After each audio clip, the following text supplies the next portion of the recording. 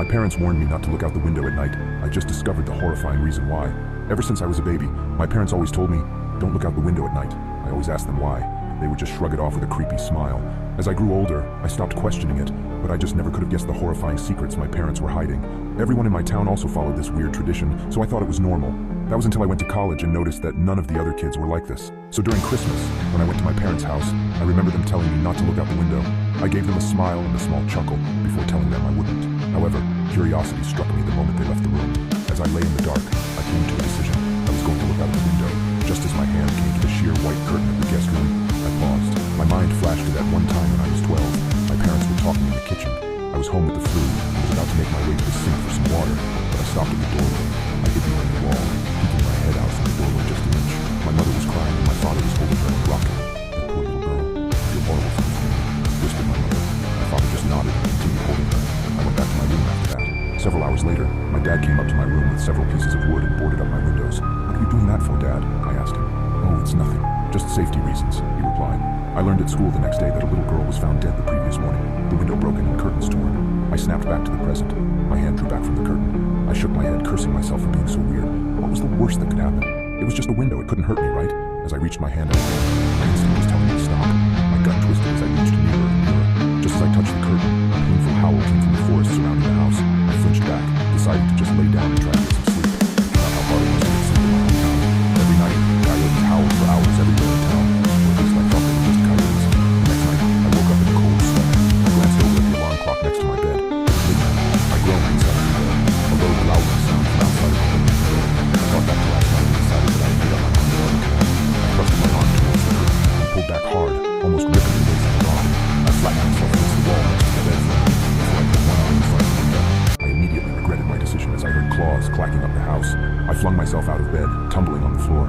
I stood up and got back up on the bed. I stuck my face closer to the window as the clacking got closer and closer.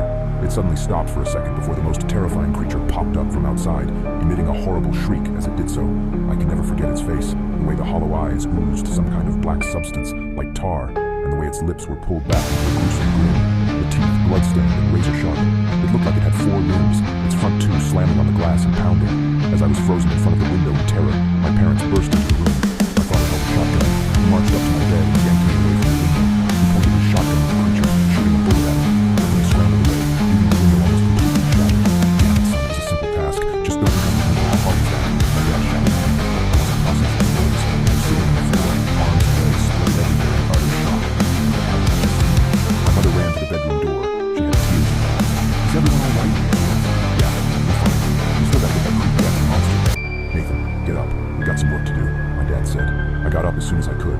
My dad thrust the shotgun into my arms and marched downstairs. He opened the basement door and descended, coming back with a machete and some kind of spray bottle. He sprayed the liquid onto the machete before walking to the front door and wait. Dad, what are you doing?